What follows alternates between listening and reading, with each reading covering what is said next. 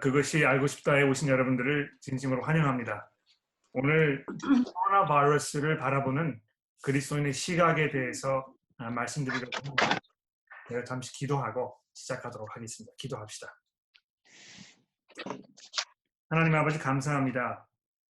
주일 모임을 통해서 예수 그리스도의 말씀을 듣게 하시고 또 이렇게 오후 시간에 우리가 다시 모여서 우리가 이번 겪고 있는 이 코로나 사태에 대해서 우리가 어떤 시각으로 바라보아야 하며 어떤 문제들을 돌아봐야 하는지 생각할 수 있는 기회를 주시니 감사합니다. 저희가 이 시간을 통해서 더더욱 하나님의 은혜와 또 하나님의 사랑을 돌아보며 우리 믿음을 고백하는 시간이 되도록 도와주시고 특별히 믿지 않는 분들에게 이것들의 신앙을 소개하는 데 있어서 필요한 시각과 관점을 갖게 되는 그런 귀한 시간이 되도록 도와주시기를 예수 그리스도의 이름으로 간절히 기도합니다. 아멘. 우선 한 가지 부탁을 드리고 싶은 것은요. 여러분 가지고 계시는 마이크를 좀 꺼주시면 그러면 대단히 감사하겠습니다. 나중에 그 추가 질문을 하실 수 있는 시간을 드릴 때 그때 여러분 그 마이크를 켜셔서 질문해 주시면 되겠고요. 답을 들으시는 동안에는 마이크를 좀 꺼주시면 그러면 대단히 감사하겠습니다. 자, 그러면 우리가 이 코로나 바이러스 사태를 어떤 시각으로 그리스도인으로서 바라보아야 할 것인가, 이 문제를 다루어 보도록 하겠습니다. 주중에 그 문제와 더불어서 교우 한 분께서 이 문제 때문에 그 추가적으로 어떤 그 인종차별과 같은 그런 대우를 내가 받고 있다. 이런 그 안타까움을 호소하셨는데 그런 상황에 처했을 때에 내가 어떻게 대처해야 될 것인가 이런 질문을 추가적으로 해주셨습니다. 그래서 그 문제도 조금 다루어 보도록 그렇게 하겠습니다. 코로나 바이러스 사태가 우리에게 정말 많은 것들을 생각하게 하고 또 우리의 이 상황과 형편을 다시 한번 재조명하게 되는 그런 이렇게 말씀드리면 좀 이상합니다만 굉장히 좋은 그런 기회가 되었다고 생각합니다. 물론 이 사태로 인해서 고통을 받고 계시는 많은 그 분들에게 좋은 기회라는 표현이 적절하지 않습니다. 우리가 정말 말할 수 없는 또 우리가 알기 어려운 그런 어려운 형편을 겪고 계시는 분들이 분명히 많이 계시기 때문에 우리가 그분들을 돌아보고 또 염려하고 어떻게 하면 그분들의 그 필요와 또 그 상황을 우리가 돌봐드릴 수 있을 것인가 이런 것을 생각하는 것이 굉장히 중요하겠는데요. 그러나 제가 좋은 상황이라 기회라 이렇게 말씀드리는 데는 그 나름대로의 특별한 이유가 있습니다. 왜 그렇습니까? 이것이 여러분과 저로 하여금 이 세상 모든 사람으로 하여금 하나님에 대해서 다시 한번 돌아보게 되는 그런 기회를 우리에게 제공해 주기 때문에 그렇습니다. 물론 모든 상황이 우리에게 그런 기회를 제공해 줍니다만 어떤 면에서 지금까지 경험해 보지 못했던 이런 그 코로나 바이러스와 연관된 상황들이 우리로 하여금 다시 한번 우리의 믿음을 점검하게 하고 또다시 하나님을 돌아보게 하기 때문에 그런 의미에서 좋은 기회라고 말씀을 드리는 것입니다.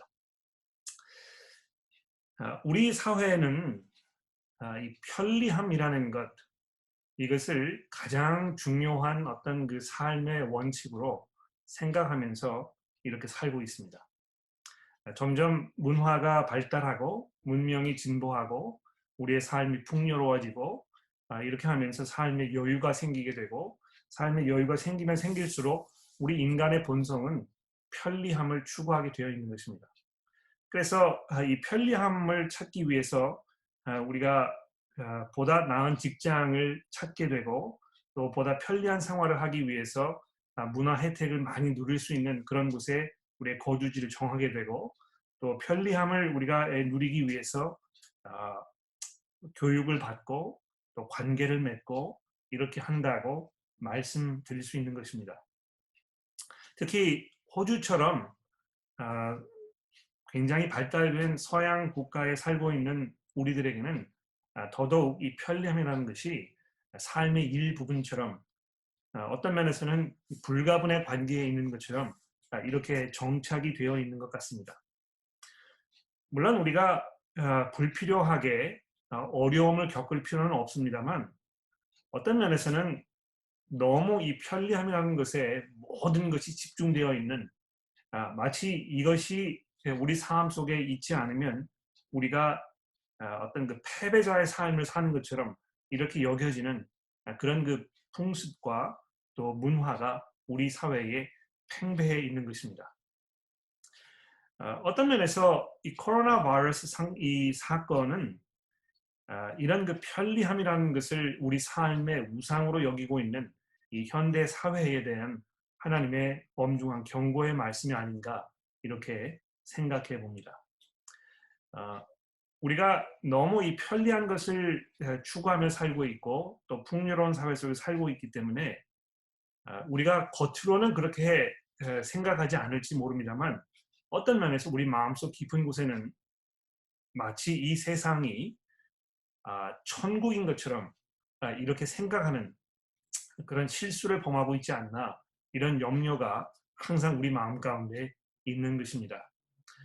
흔히 이 호주라는 나라를 소개할 때 지상 천국이라 뭐 이렇게 이야기를 많이 하지 않습니까? 얼마나 이것이 자연 환경이 좋고 사회적으로 그런 그 많은 보장이 되어 있고 이런 곳입니까?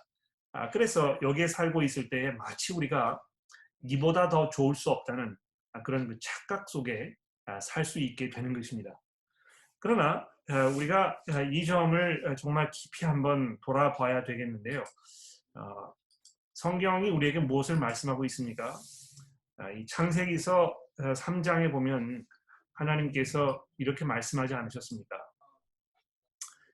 또 여자에게 이르시되 내가 내게 임신하는 고통을 크게 더하리니 내가 수고하고 자식을 낳을 것이며 너는 남편을 원하고 남편은 너를 다스릴 것이니라 하시고 아담에게 이르시되 내가 내 아내의 말을 듣고 내가 내게 먹지 말라 한 나무의 열매를 먹었은즉 땅은 너로 말미암아 저주를 받고 너는 평생에 수고하여야 그 소산을 먹으리라. 땅이 내게 가시덤불과 엉겅퀴를 낼 것이라. 내가 먹을 것은 밭의 채소인즉 내가 흙으로 돌아갈 때까지 일들 땀을 흘려야 먹을 것을 먹으니 내가 그것에서 취함을 입었으니라. 너는 흙이니 흙으로 돌아갈 것이라. 이렇게 말씀하셨다는 것입니다. 우리가 뭐 잘 알고 있는 이 말씀입니다만 이것이 우리 삶에 대해서 이야기하고 있는 이 굉장히 중요한 어떤 그 영어로 이야기하면 그 profound한 이 의미를 우리가 좀 생각해 봐야 될 것 같아요. 그렇지 않습니까? 이 땅에 사는 동안에 우리가 어려움을 피할 수가 없게 되어 있다는 것입니다. 그러니까 어떤 면에서 편리함을 추구하는 인간의 삶은요, 뜬구름을 잡는 것과 같은 그런 허무하고 의미 없는 그런 일을 하는 것입니다. 그래서 그 마치 바벨탑을 쌓았던 그 사람들이 우리가 이 큰 탑을 지어가지고 이 세상에서 흩어지지 말고 우리끼리 모여서 잘 살아보자. 어떤 이 편리함을 추구하는 인간의 어떤 그 자주적인 삶의 모습 이런 거를 대변하는 그런 말씀이 되겠는데요. 거기에 대해서 하나님께서 아주 처음부터 우리의 그런 기대와 우리의 소망을 꺾고 계시는 것을 우리가 보게 되는 것입니다. 꺾으신다 이렇게 이야기하니까 조금 뭐 표현이 과격한지 모르겠습니다만 실제로 그렇습니다. 하나님께서 이 창세기 3장의 말씀을 우리를 향한 이 심판의 말씀으로 하셨다는 것입니다. 그렇죠. 그래서 이 땅에 사는 동안에 이 어려움을 겪는 것, 또 지금과 같은 이 코로나 바이러스 사태를 겪는 이것은 우리가 피할 수 없는 이런 현실이라는 것입니다. 그런 면에서 이것은 그 하나님의 은혜라고도 제가 말씀드릴 수 있습니다. 왜 은혜입니까? 이것이 우리로 하여금 우리의 한계를 다시 한번 돌아보게 되고 우리 인간의 그 본연의 모습을 다시 한번 확인해 보게 되고 인간의 이 죄악된 삶에 대한 하나님의 그 엄중한 심판의 말씀을 우리가 마음속에 다시 돌아보게 되기 때문에 그렇다는 것입니다. 아마 이 사태가 좀 진전이 되고 우리가 이제 예전의 삶으로 돌아가게 되면 이 사회적 거리두기라든가 이런 것이 이제 점점 완화되고 그래서 우리가 일상생활을 다시 재개할 수 있게 되면 아마 많은 분들이 똑같이 다시 한번 이 편리함을 추구하는 이런 삶을 살려고 할 것입니다. 그러나 우리 그리스도인들이 이번 사태를 바라보면서 다시 한번 마음속에 깊이 다짐해야 되는 것이 무엇이겠습니까? 우리의 삶은 이 땅에서 편리함을 추구하는 삶이 아니라는 것입니다.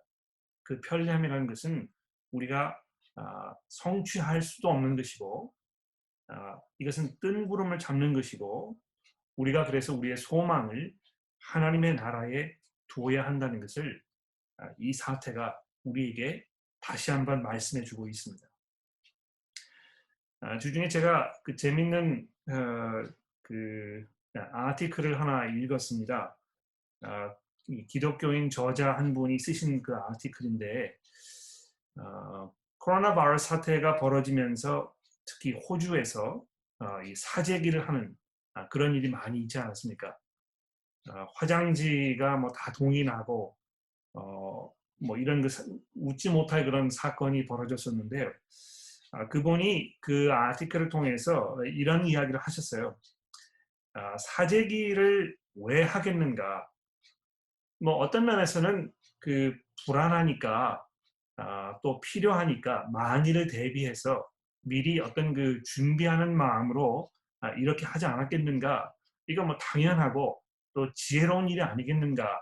이렇게 생각할 수 있을지 모르겠습니다만 이걸 잘 한번 생각해 보면 이 편리함을 추구하는 인간들이 자기 중심적인 삶에서 자기의 그 무너진 주권을 되찾으려는 그러한 시도의 일부분이다. 이렇게 이야기하는 것을 제가 읽어보게 되었습니다. 굉장히 맞는 말인 것 같아요. 코로나 바이러스 사태가 벌어지게 되면서 내가 예전에 그 조정할 수 있었던 이런 삶의 많은 영역들이 다 점점 잠식되어 가고 내가 어찌할 수 없는 내 힘으로는 해결할 수 없는 이런 상황들이 점점 이렇게 발생하게 되니까 그럼 이 상황에서 그래도 내 주권을 유지할 수 있는 이런 일들이 무엇이 있겠는가 이런 생각을 하게 되고 그러면서 이 물건들을 사재기를 하는 이런 그 현상이 벌어졌다고 이야기합니다. 그러니까 이 사재기라는 것은 인간의 욕심을 표현하는 어떤 그런 그 것뿐만이 아니고요. 더 나아가서 하나님을 향한 인간의 어떤 그 도전적이고 또 그 자기의 주권을 유지하려는 그런 죄악된 모습의 어떤 극치라고 이렇게 이야기할 수 있을 것 같습니다. 어떤 면에서 이 코로나 바이러스가 하나님께서 우리에게 주시는 은혜라고 또 생각할 수 있겠습니까?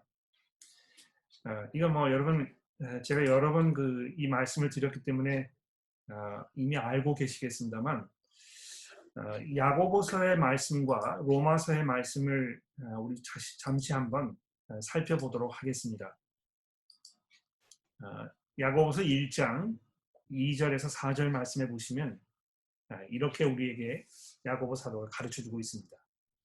내 형제들아 너희가 여러 가지 시험을 당하거든 온전히 기쁘게 여기라. 이는 너희 믿음의 시련이 인내를 만들어내는 줄 너희가 알니라. 인내를 온전히 이루라. 이는 너희로 온전하고 구비하여 조금도 부족함이 없게 하려 함이니라. 자, 여기 보시면 야고보 사도가 우리에게 뭘 말씀하고 있습니까? 이런 어려움이 하나님의 은혜라는 것입니다. 왜 하나님의 은혜입니까? 이런 것을 통해서 우리를 온전하게 구비하도록 조금도 부족함이 없게 하도록 하나님께서 우리를 연단하시는 연단의 기회이기 때문에 그렇다는 것입니다. 그래서 아마 이 그리스도인들이 이 코로나 바이러스 사태를 겪으면서 이 세상 사람들에게 정말 다른 그런 모습을 우리가 보여주어야 되지 않을까 그렇게 생각합니다. 세상 사람들은 이 코로나 바이러스 사태를 보면서 불안과 원망과 불평으로 가득 차 있습니다.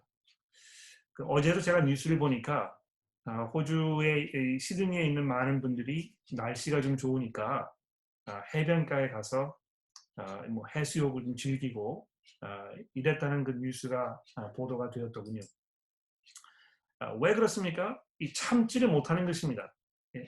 그 자기 어떤 그 자유가 박탈된 것에 대해서 인내하지 못하고 이것이 어떤 그 어, 어, 자기의 어떤 그 삶에 원하는 것을 이 추구하는 그런 삶이 방해를 받고 있다고 생각되고 이래서 이거를 꼭 자기 방식대로 풀어야 하는 그런 모습을 보여주는 것이죠.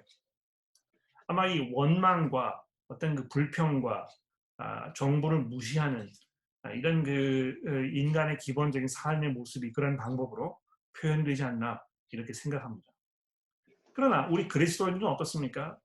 이런 그 시련이 여러분과 저로 하여금 인내를 키우게 되고 그 인내를 통해서 우리가 온전하게 구비되어서 조금도 부족함이 없는 성숙한 그리스도인으로 나아가는 그런 그 기회라는 것입니다. 그렇기 때문에 온전히 기쁘게 여기라고 야고보 사도가 우리에게 말씀하고 있는 것입니다. 물론 경제적인 어려움 또 육체적인 그런 그 어려움으로 인해서 어, 그 고통을 당하고 있는 분에게 기뻐하십시오. 이렇게 이야기하는 것이 좀 무례하고 사랑이 없고 그런 것일 수 있습니다. 그러나 이 기독교의 역사를 우리가 쭉 살펴보게 되면요, 성도들은 어려움을 당할 때는 당할 때일수록 점점 더 감사하고 자족하고 기뻐하는 그런 모습을 보여왔다는 것입니다. 물론 기뻐한다는 것과 즐거워한다는 것에는 큰 차이가 있습니다. 우리가 뭐그 메서키스트처럼 학대받는 것을 즐겨하고 그것이 우리로 하여금 희열을 느끼게 하고 이런 어떤 그 정신 장애적인 그런 그 마음을 가지고 있는 사람들은 아닙니다. 오히려 고통을 당하게 되면 당할수록 우리가 하나님 앞에 울부짖게 되고 또 우리의 그 안타까운 마음을 하나님께 호소하게 되고 이렇게 그렇게 되는 것이죠. 오늘 아침에도 기도 모임 시간이 있었는데 그 기도 모임 시간에 제가 거기 모이신 분들에게 시편 6편의 말씀을 나누어 드렸습니다. 그 시편 6편 말씀에 보시면 시편 기자가 자기가 처해 있는 그 절박한 상황 속에서 하나님 내가 얼마나 더 이런 상황 속에 있어야 합니까? 내가 얼마나 더 견디어야 합니까? 내 뼈가 지금 으스러지고 내 영혼이 지금 흔들림을 받고 있다고 이렇게 하나님께 하소연하는 그런 장면을 우리가 보게 되는데요. 우리가 어려움을 당하고 있을 때 그런 식으로 우리의 안타까움을 하나님께 표현하는 것이 굉장히 당연하고 또 마땅한 그런 우리 신앙의 표현이라고 생각합니다. 그러나 동시에 그런 고통과 어려움 가운데서도 우리는 감사와 또 기쁨을 하나님께 표현할 수 있어야 한다고 생각합니다. 로마서 8장의 말씀을 제가 보여드리겠습니다. 로마서 8장에 보시면 사도 바울이 이번에 이렇게 말씀합니다. 우리가 알거니와 하나님을 사랑하는 자, 곧 그의 뜻대로 부르심을 입은 자들에게는 모든 것이 합력하여 선을 이루니라. 하나님이 미리 아신 자들을 또한 그 아들의 형상을 본받게 하기 위하여 미리 정하셨으니 이는 그로 많은 형제 중에서 맏아들이 되게 하려 하심이라. 또 미리 정하신 그들을 또한 부르시고 부르신 그들을 또한 의롭다 하시고 의롭다 하신 그들을 또한 영화롭게 하셨느니라. 여기 이 중요한 부분이 무엇이겠습니까? 28절에 보시면 그의 뜻대로 부르심을 입은 자들에게는 모든 것이 협력하여 선을 이룬다는 것입니다. 여기 이 모든 것이라는 것에는 분명히 코로나 바이러스도 포함되어 있을 것입니다. 이것마저도 하나님께서 계획하시고 의도하셨던 그 뜻을 이루시기 위한 하나님의 도구요, 하나님의 방법이요, 그런 면에서 하나님의 은혜라고 말할 수 있는 것입니다. 우리 교회에 코로나 바이러스 사태로 어려움을 갖고 계시는 그런 교우 여러분들이 계십니다. 비록 우리 11:30 AM 회중에만 그런 것이 아니고 다른 회중에도 그러시고요. 아마 우리 교회뿐만이 아니고 여러 각처에 흩어져 있는 교회에 비슷한 상황에 계시는 분들이 많이 있을 것입니다. 그런데 그런 어려움을 겪고 있으면서 우리가 기억해야 될 것이 무엇이겠습니까? 하나님께서 우리의 이러한 형편을 모르실 리가 없을 뿐더러 더 나아가서 하나님께서 이런 것마저도 사용하셔서 여러분과 저를 선으로 인도하신다는 이런 성경의 가르침이라는 것입니다. 그러니까 로마서 8장에 있는 이 말씀이 이 하나님의 그 주권적인 다스림과 그분의 그 보호하심과 그분의 계획과 그분의 뜻에 대하여 우리에게 말씀하고 있는 것입니다. 그럼 목사님, 이런 상황에 놓여 있는 우리를 향한 하나님의 뜻이 무엇이겠습니까? 이 코로나 바이러스 사태를 통해서 내가 지금 이런 어려운 경제적인 그 고통을 받고 있는데, 또는 이런 그 상황으로 인해서 우리의 가정이 모진 풍파를 지금 맞고 있는데, 여기에서 우리가 무슨 하나님의 선한 뜻을 우리가 알 수 있겠습니까? 이렇게 질문할 수 있겠죠. 충분히 우리가 짐작이 됩니다. 어떤 면에서 그 질문에 대해서는 우리가 답을 이야기할 수 없을지 몰라요. 그렇죠? 우리가 모든 것을 다 이해할 수 없습니다. 여러분도 욥의 상황을 생각해 보십시오. 욥이 하나님께로부터 죄송합니다. 욥이 사탄으로부터 모진 고난을 경험하게 되지 않습니까? 그런데 그 사탄이 어디로부터 그 힘을 얻었습니까? 하나님께로부터 허락을 받지 않습니까? 그렇죠?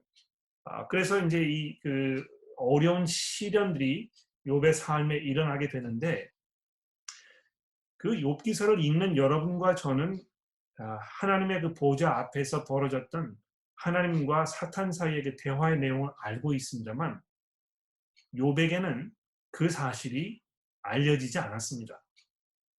욥기서가 끝나는 그 지점에 가서도 욥은 그 사실을 몰랐습니다. 즉 다시 말해서 왜 자기가 이런 어려움을 당했어야 했는지 그 이유를 알 수가 없었던 것입니다. 또 하나님께서 그것을 욥에게 설명하지 않으십니다. 그러나 그럼에도 불구하고 하나님께서 욥을 칭찬하셨던 그 이유는 무엇이냐 하면, 내가 그 인간으로서 나약하며 한계에 부딪혀 있는 존재인데도 불구하고 하나님께로부터 답을 요구하는 그런 어리석은 모습을 가졌던 것을 내가 하나님 앞에 고백하며 회개합니다. 이렇게 이야기했을 때 하나님께서 그 욥의 믿음을 아주 귀하게 보셨던 것이거든요. 그러니까 이 욥기서라는 것이 우리에게 굉장히 중요한 것을 가르쳐주지 않습니까? 우리가 하나님을 향한 깊은 믿음이 있다면 모든 것을 이해하지 못하여도, 우리가 원하는 모든 답을 얻지 못하여도 우리가 하나님의 그 주권적인 다스림 앞에 우리의 그 모든 염려와 우리의 근심을 내려놓을 수 있고 그 안에서 마음의 평안과 위로를 얻을 수 있는 것입니다. 그래서 도대체 이 로마서 8장에서 말씀하는 이 모든 것이 협력하여 선을 이룬다는 이 말씀이 결국 그 무슨 선한 뜻을 말하는 것입니까? 이렇게 이야기했을 때 우리가 그 잘 쉽게 대답하기 어려워요. 지금 이 상황에서 도대체 어떤 하나님의 선한 뜻이 있길래 이렇게 되는 것인가, 우리가 딱 핀포인트 해가지고 지적하기 어렵다는 것입니다.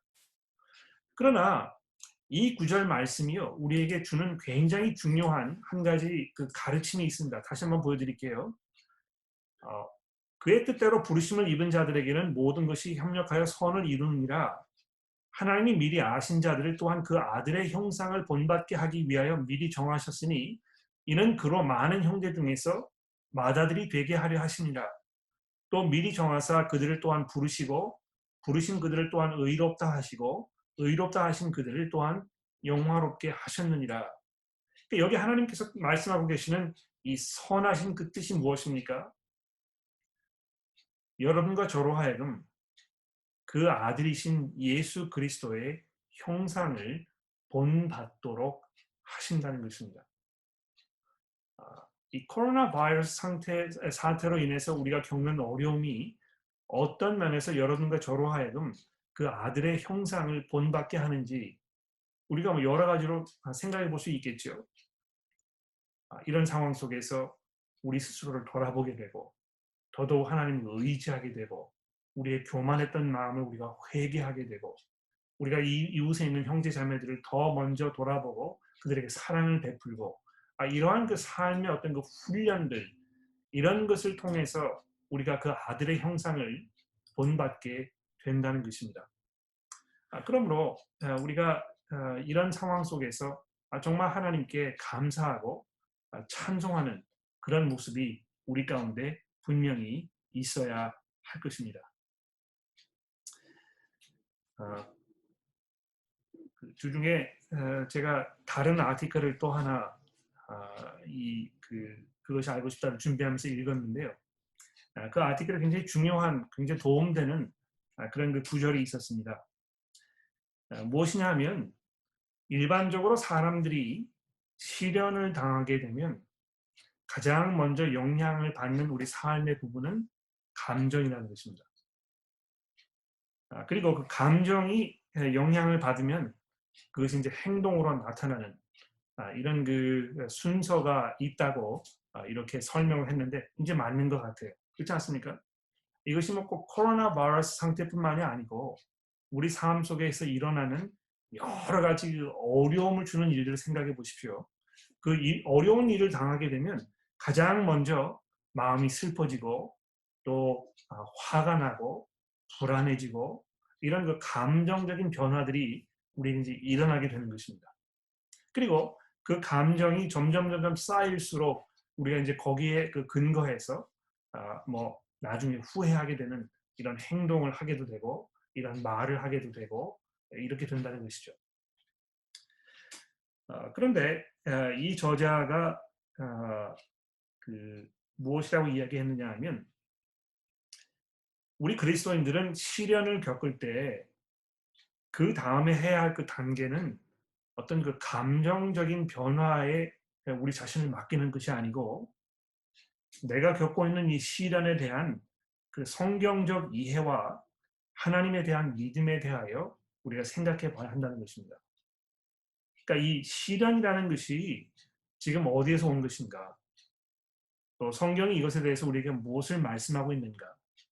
또 하나님께서 이 시련의 이 문제와 어떤 연관이 있으신가? 이런 것을 돌아보게 되고 거기에 근거해서 그 결과가 있다는 것입니다. 그 결과라는 것은 결국 우리의 감정도 표현될 것이고 우리의 행동도 표현될 것이고 또 우리가 내린 어떤 그 결정들도 포함되어 있을 것입니다. 그러니까 이 세상 사람들이 일반적으로 가지고 있는 이 세 가지 스텝, 시련, 감정, 행동, 이것을 우리가 깨뜨리고 시련이 우리에게 닥쳐왔을 때에 가장 먼저 해야 될 것은 이 시련에 대한 성경적 이해와 하나님에 대한 믿음을 우리가 돌아보고 그것에 근거하여 우리의 감정과 우리의 언어와 우리의 행동을 결정해야 한다는 것입니다. 이게 뭐 하루아침에 이렇게 쉽게 되지 않을 거라고 생각해요. 이것은 꾸준한 어떤 그 훈련과 또 성도들 간의 교제를 통해서 우리가 서로 격려하고 가르쳐 주는 것을 통해서 우리에게 심겨질 거라 생각이 드는데요. 아마 하루아침에 이렇게 되지 않는다고 해서 여러분 너무 실망하거나 포기하지 마시고요. 다음번에는 좀 더 내가 하나님의 말씀으로 다시 돌아가 보고 내가 좀 더 다시 한번 믿음으로 지금 나의 현재 상황을 이해하고 거기에 근거하여 내 행동을 결정해야 하겠다 하는 이런 끊임없는 어떤 훈련이 여러분들의 삶 가운데 이루어지게 되기를 바랍니다.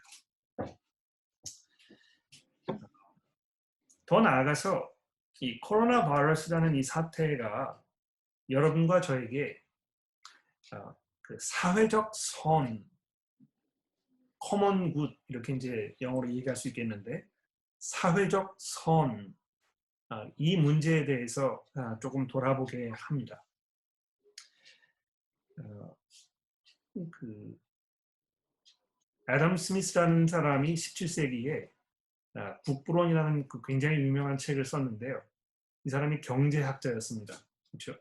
영국의 그 산업혁명 일어나기 이전에 어떻게 나라의 그 경제와 부의 문제를 이해할 것인가 이거를 많이 연구하면서 굉장히 방대한 분량의 책을 썼는데요. 제가 그 책 읽으면서 굉장히 놀랐던 것 중에 하나는 뭐냐면 이 사람이 경제학자인데도 불구하고 또 신앙이 있었는지 제가 확인해 보지 못했습니다만 이 사람이 주장하는 가장 중요한 그 원칙 중에 하나는 돈이 사회를 지배하는 것이 아니고 사람들이 가지고 있는 이 도덕적, 사회적 선함에 대한 어떤 그 책임감이라는 것입니다. 그렇죠? 그러니까 우리가 이제 그 개인주의적인 어떤 그 삶을 계속 살아가면서 집단적으로 생각하기보다는 내 개인의 삶을 먼저 생각하고 이것을 먼저 중요하게 생각하고 그래서 다른 사람들보다는 나의 그 이익을 먼저 추구하는 이런 데 깊이 젖어 있는 이런 그 사회가 되었습니다. 그런데 이 애덤 스미스라는 이분이요 벌써 3, 400년 이전에 그 자기의 사회를 돌아보면서 국가가 가지고 있는 경제 정책이 성공하려면 모든 그 국가를 구성하고 있는 그 사람들이 이 common good, 네, 어떤 그 사회적 선함에 대한 분명한 책임감을 가지고 있어야 한다고 이렇게 이야기했다는 것입니다. 성경도 그런 면에서 다르지 않습니다. 물론 아마 제 생각에는 이 애덤 스미스라는 분이 성경을 알고 있었기 때문에 이런 그 결론에 도달하지 않았나 제가 이렇게 짐작합니다만 나중에 확인해서 다시 말씀드리겠는데 성경이 분명히 여러분과 저에게 무엇을 말씀하고 있습니까? 우리 그리스도인들이 특별히 이 사회적 선에 대한 분명한 책임 의식을 가지고 있어야 한다는 것입니다. 그러니까 여러분 그 갈라디아서에 있는 말씀을 좀 보십시오. 여러분 이거를 아마 예전에 봐서 알고 계실 텐데요. 제가 이번에 이 문제를 생각하면서 더더욱 다시 한번 정리해 보게 되었습니다. 갈라디아서 6장 9절에 보십시오. 우리가 선을 행하되 낙심하지 말지니 포기하지 아니하면 때가 이름에 거두리라. 그러므로 우리는 기회 있는 대로 모든 이에게 착한 일을 하되 더욱 믿음의 가정들에게 할지니라. 자, 여러분 그 10절의 말씀해 보십시오. 여기 보시면 우리가 기회 있는 대로 누구에게 선한 일을 하라고요? 모든 사람에게 착한 일을 하되 이렇게 이야기하고 있습니다. 그러니까 이거는 뭐 성도이든지 성도가 아니든지 구별하지 말고 가능한 한 주변에 있는 모든 사람들을 위해서 선하게 하라는 것입니다. 선한 일을 하되 더더욱 믿음의 가정들에게 그렇게 하라. 이렇게 사도 바울이 말씀하고 있습니다. 자, 벌써 이 성경이요, 우리 그리스도인들에게 어떤 이 사회적 선, 이것에 대해서 분명하게 말씀하고 있는 것입니다. 그러니까 여러분과 제가 그저 뭐 내 삶만 이렇게 잘 추스리고 또 내 식구만 돌보고 또 우리 교회만 뭐 이렇게 잘 챙기고 이렇게 하면 되지 않겠는가 이렇게 생각하지 말아야 한다는 것이죠.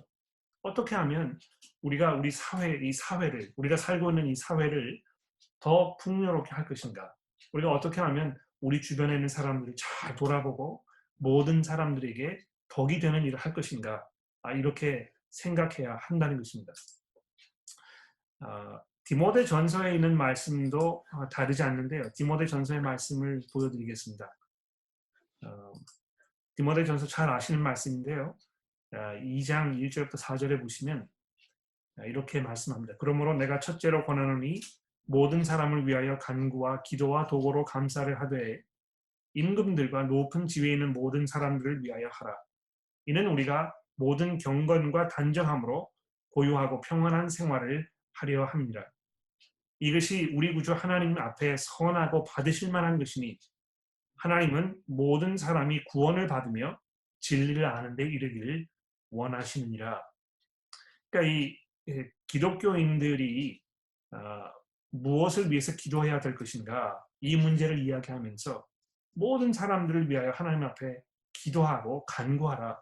특히 높은 지위에 있는 모든 사람들을 위하여 하라. 이렇게 해서 우리가 살고 있는 이 사회가 평안하고 고요한 이런 그 사회가 될 수 있도록 하나님 앞에 기도해라. 그렇게 해야 우리 성도들이 경건과 단정함으로 이 세상에 살 수 있는 것이다. 이렇게 말씀하고 있는 것입니다. 그래서 우리가 이제 이 코로나 바이러스 사태를 돌아보면서 적극적으로 정부의 그 어떤 그 방침과 또 요구 사항에 우리가 순종하고 그 뜻에 따라야 할 것입니다. 이거는 뭐 코로나 바이러스 사태뿐만의 문제가 아니고요. 전반적으로 우리가 살아가면서 정부와 또 다른 그 국민들과 우리가 살고 있는 이 사회와 그리스도인으로서 어떤 관계를 맺어야 하는가 이런 보다 근본적인 문제가 되겠는데요. 우리 그리스도인들이 이 세상에 속해 있는 그런 사람들은 아니지만 이 세상을 향한 어떤 그 사회적인 책임과 또 의무가 있다는 것을 우리가 잊어버리지 말고 우리가 선한 시민으로 이 세상에서 사는 것이 맞다는 것을 우리에게 말씀해 주고 있다고 생각합니다. 두 가지 포인트가 남았는데요. 마지막에서 두 번째 포인트는 이 코로나 바이러스 이 사태가 여러분과 저로 하여금 이 공동체라는 것에 대해서 다시 한번 생각해 보게 한다는 것입니다. 하나님께서 여러분과 저를 이 그리스도인으로 부르셨을 때 그냥 무인도에 혼자 뚝 떨어져 살고 있는 개인으로 부르지 아니하시고 이 공동체로 부르셨습니다. 그러니까 이 성경이 성도들에 대해서 이야기할 때, 교회에 대해서 이야기할 때 항상 어떤 그 공동체와 연관되어 있는 그런 그 개념들을 사용해서 설명하지 않습니까? 우리가 몸이고 지체이고 또 우리가 가족이고 성전을 이렇게 지어가는 그 벽돌처럼 되어 있다고 이렇게 말씀하고 있습니다. 그러니까 우리가 그냥 혼자 존재하는 것이 아니고요. 공동체로 있다는 것입니다. 아마 그런 면에서 이 코로나 바이러스 사태는 우리 그리스도인들에게는 더더욱 견디기 어려운 그런 일이 아닌가 생각해요. 물론 뭐 혼자 있기를 좋아하는 어떤 그 내향적인 성격을 가지고 계시는 분들은 이거 뭐 혼자 있어도 그렇게 큰 영향을 받지 않습니다. 이렇게 말씀하실 수 있을지 모르겠습니다만 우리 그리스도인들의 기본적인 어떤 그 입장 또 우리가 추구해야 할 삶의 모습 이것은 분명히 공동체적인 삶입니다. 그래서 우리가 함께 모이는 것이 우리에게 중요하고 히브리서에서 말씀하듯이 모이기를 패하는 어떤 사람들의 습관과 같이 하지 말고 우리가 더더욱 그날이 가까움을 볼수록 우리가 함께 모여서 사랑과 선행을 격려해야 하는 이것이 우리 그리스도인의 삶이라는 것입니다. 그런 면에서는요. 이 세상 사람들에게 기독교의 신앙을 우리가 나누어주고 소개할 수 있는 굉장히 중요한 절호의 찬스라고 생각합니다. 그러니까 많은 사람들이 이 사회적 거리를 두고 또 집에 많은 시간을 보내야 하고 이렇게 하면서 굉장히 부자연스럽게 느껴지잖아요. 집에 있는 거를 좀 참지 못하고 답답하게 생각하고 그래서 어떻게 해서든지 간에 누구와 이렇게 교제를 나누어 보려고 하고 이런 것입니다. 아마 여러분 그런 영상을 보셨을 거예요. 이태리에 살고 있던 사람들이 이 사회적 거리두기가 굉장히 오랫동안 지속이 되면서 다들 아파트에 살고 있는 그 발코니에 나와가지고 같이 노래를 부르고 뭐 악기를 연주하고 이런 거 우리가 보게 되지 않았습니까? 그러니까 왜 그렇게 하는 것입니까? 아, 인간이 혼자 존재하도록 만들어진 그런 하나님의 피조물이 아니고 관계를 위하여 존재하도록 만들어 놓은 그런 하나님의 피조물이라는 것입니다.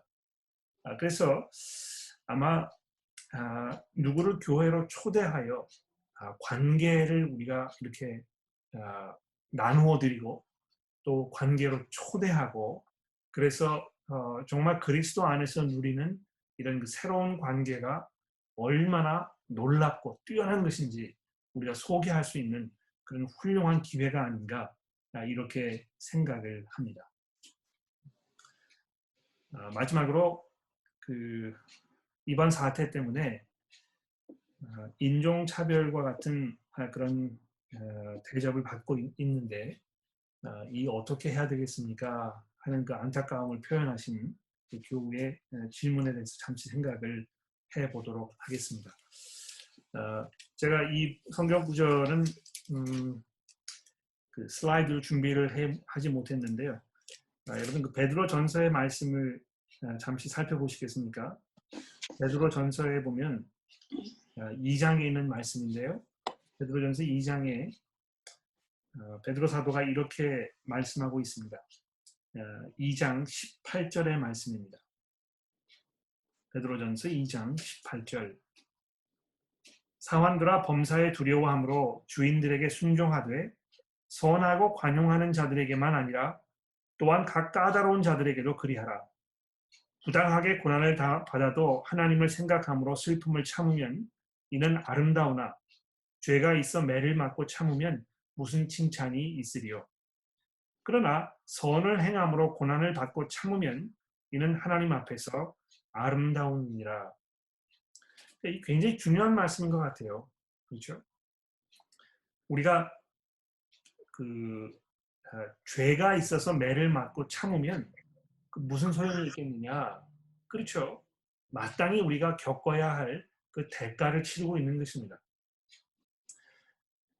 혹시 길거리를 가시다가 사람들로부터 동양 사람이기 때문에 이런 그 코로나 바이러스 사태에 대한 책임 추궁을 당하는 뭐 이런 그 원치 않은 상황이 벌어진다면 여러분과 제가 어떻게 해야 되겠습니까?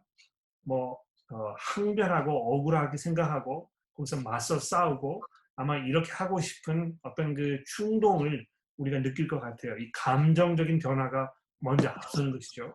그래서 그것이 굉장히 적대적인 어떤 행동과 말로 이렇게 표현될 수 있을 것입니다. 그러나 아까 말씀드린 대로 이런 어려운 상황이 벌어졌을 때 우리가 무엇을 해야 되겠습니까? 하나님의 말씀 다시 생각해보고 그 말씀이 우리에게 주고 있는 이 상황에 대한 어떤 그 성경적 이해와 하나님에 대한 믿음으로 우리가 시작해야 되지 않겠습니까? 무슨 믿음이겠습니까? 아, 베드로전서 2장 20절에 보시게 되면 이렇습니다. 그러나 선을 행함으로 고난을 받고 참으면 이는 하나님 앞에 아름다운 것입니다. 그렇죠? 그러니까 어떤 그 인종차별적인 또 굉장히 부당한 책임 추궁을 당했을 때 굉장히 부당한 일이지 않습니까? 그럴 때 우리가 이것을 참고 또 인내하면 그것이 그냥 좋은 것이 아니고요. 뭐라고 되어 있습니까? 이것이 하나님 앞에서 아주 아름다운 일이라고 이렇게 말씀하고 있는 것입니다.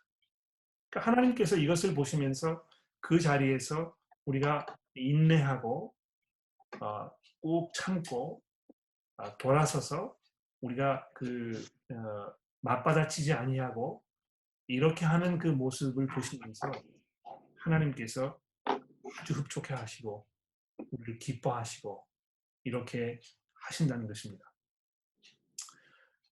물론 어떤 폭력을 당하거나 이렇게 되었을 때는 분명히 그 경찰에 그 신고를 하시고 경찰의 도움을 받으셔야 할 것입니다. 또 병원에 찾아가셔서 그 검진을 받아보시고 이렇게 하는 것이 필요하겠습니다만 그 정도까지 가지 아니하고 어떤 그 언어 폭력을 당하거나 또 조롱을 받거나 이런 경우라면 우리가 그것을 잘 받아들이고 소화하고 돌아서서 우리가 가야 할 길을 가는 것이 하나님 보시기에 합당하고 맞는 일이라는 것입니다. 어, 예수님께서 이렇게 얘기하시잖아요. 누가 너의 오른뺨을 때리거든 왼뺨도 돌려대라.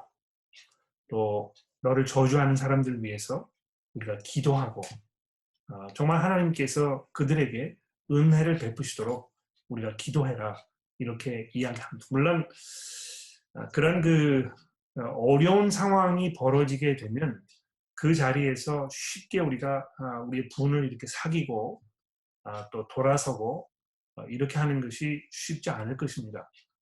특별히 뭐 기차라든지 이런 데 이렇게 한정되어 있는 스페이스에서 그런 그 어려운 일을 당하시면 굉장히 참기가 어려울 것 같아요. 제가 항상 그래서 기도하는 건 뭐냐면 함께 있는 그 내 이웃 사람들이 그 선한 사람들이어서 부당한 대우를 받는 사람들이 있을 때에 그냥 가만히 있지 말고 도움을 주는 이런 사람들이 항상 옆에 있게 해달라고 이렇게 기도합니다. 아마 반면에 그 반대로 이야기하면 여러분과 제가 그런 부당한 대우를 받고 있는 사람들을 보게 된다면 그냥 지나치지 말고 모른 채 하지 말고 우리가 거기에서 도움을 이렇게 드리고 또 할 수 있는 만큼의 어떤 그 보호막이 되고 이렇게 하는 어떤 그 책임이 아마 우리에게 있지 않나 이렇게 생각을 합니다. 제가 준비한 거 이제 다 말씀을 드렸는데요. 여기에 대해서 뭐 추가 질문이 혹시 있으실지 모르겠어요. 그래서 추가 질문이 있으시면 그 손을 들어서 이렇게 흔들어 주시면 되겠는데 일단 그 질문하기 원하시면 화면을 좀 켜주셔야 될 것 같고요. 그래서 제가 여러분들 볼 수 있도록 해주시면 좋겠고 마이크를 키셔서 그 질문을 해주셔도 되겠습니다. 추가 질문이 혹시 있으십니까? 제가 모든 분들을 한 화면에 다 볼 수가 없어서 질문이 있으시면 큰 소리로 해주셔야 될 것 같은데요.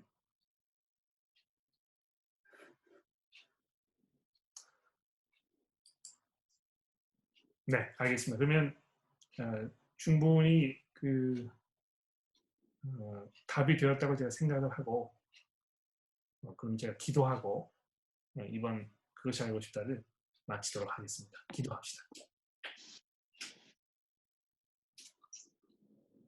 하나님 아버지 감사합니다.